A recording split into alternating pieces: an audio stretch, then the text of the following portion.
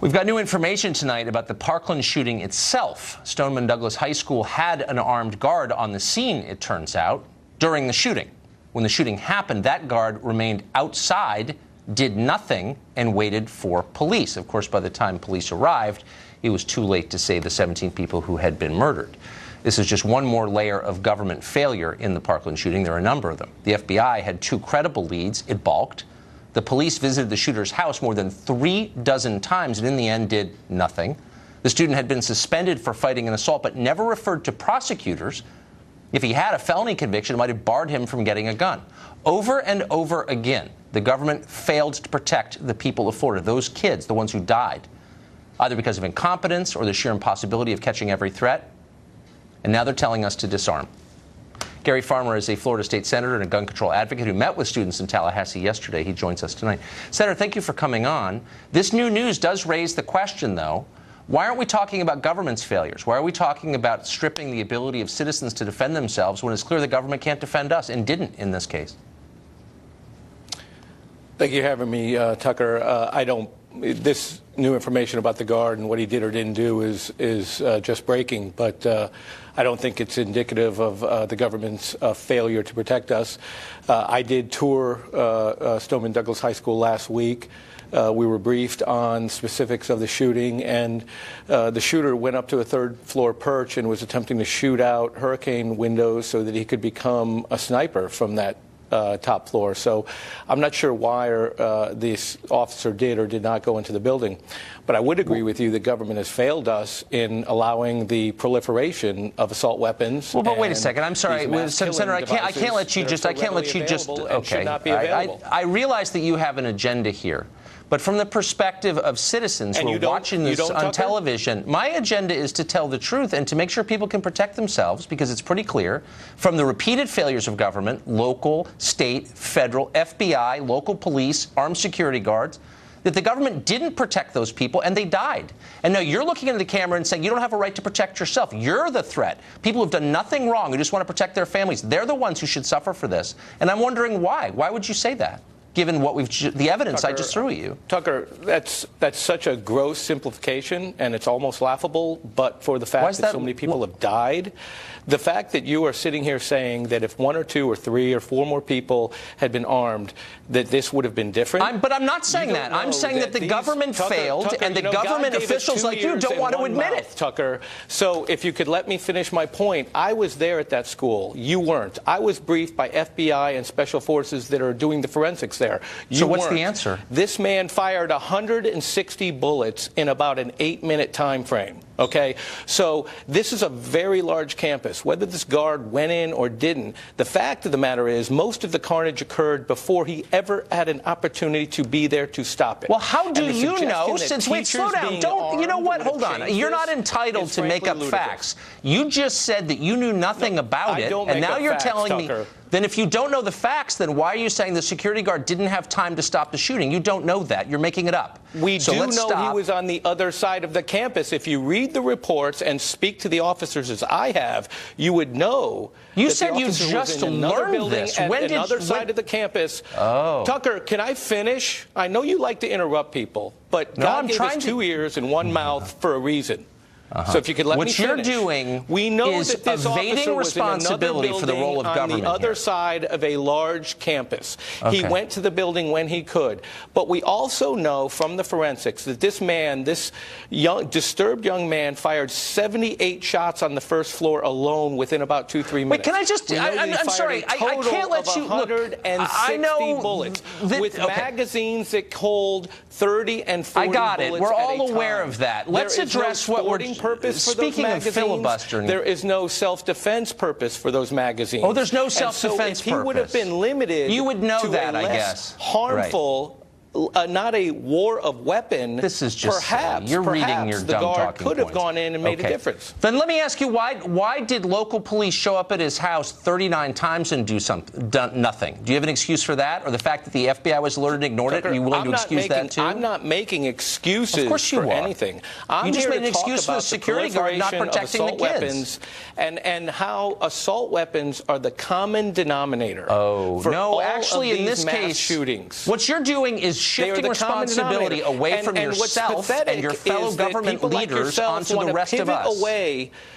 All you want to do is pivot away from assault weapons as being the root common denominator of all these events. I think our viewers can assess who you are and where you're coming from. Let's talk about guns. The discussion let's talk away about guns. From those guns. Since you, like many government officials, will never take responsibility for anything, let me ask you about the bill that you supported that would address the gun problem you claim is paramount.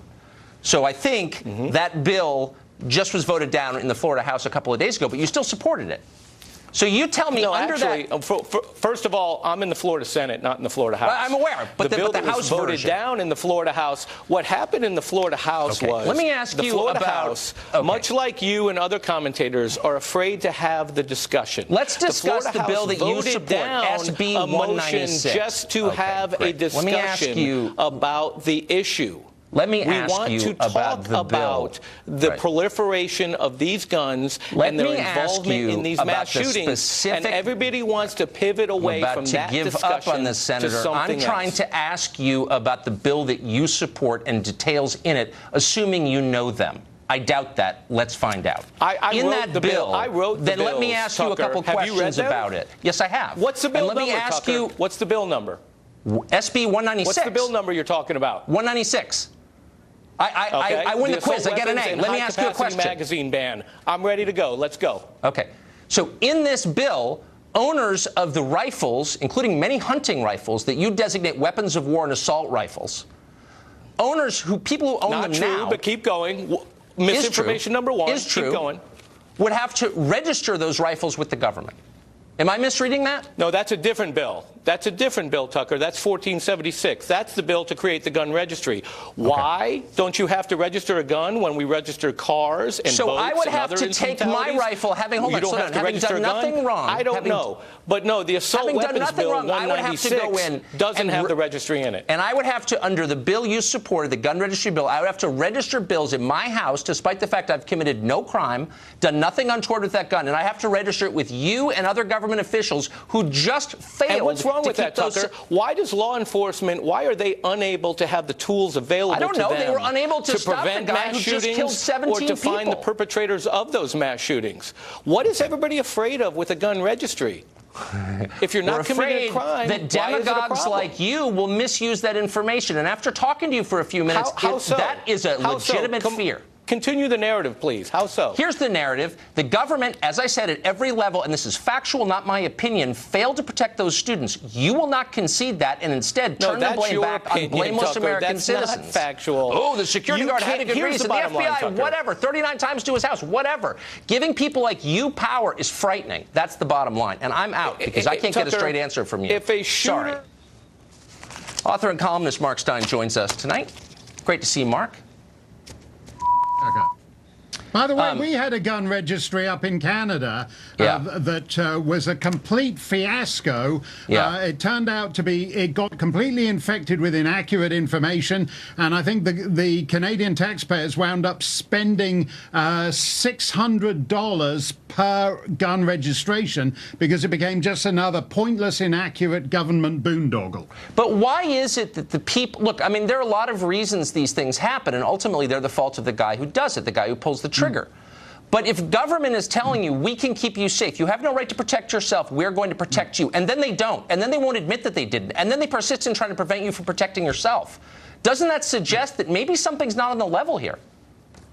Yes, and I think actually this gets to the heart of it. If you were to look at this school cop, so-called, if his behavior is as reported, is a very good example of what happens when you massively expand law enforcement.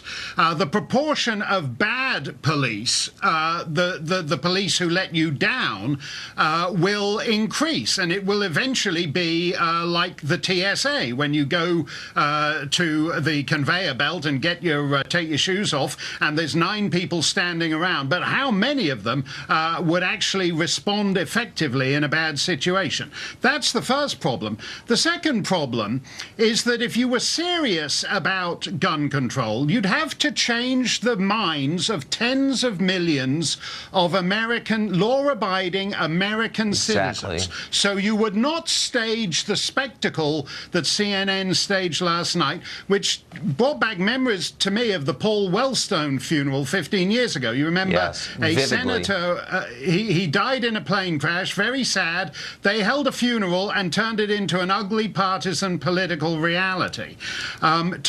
Speaking as a foreigner, you know, Americans, private gun ownership is central to Americans' sense of themselves in a way that it is not to Australians, for example.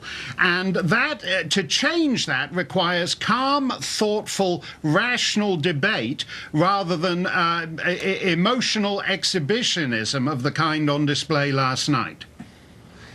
I think you made the key point right there, which is you need to convince people. You can't change hundreds of years of law and custom simply by fiat or screaming or threatening people. In a democracy, you have to bring people along with you. You have to not compel them, but convince them. And the left doesn't seem interested in that at all.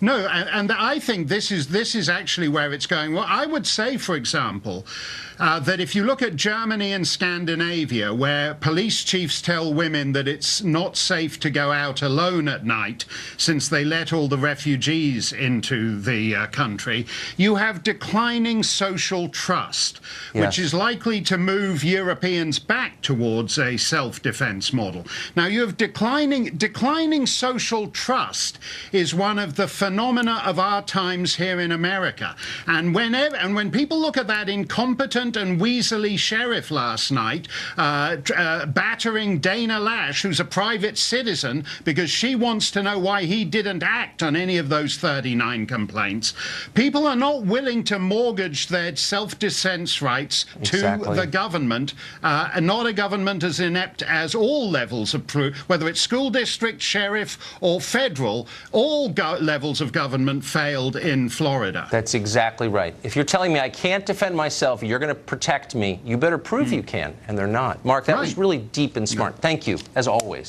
Thanks a lot, Tucker. Last week's shooting is being blamed on so-called toxic masculinity. What exactly is that? We've asked the question many times, still don't know. Hopefully we'll find out next.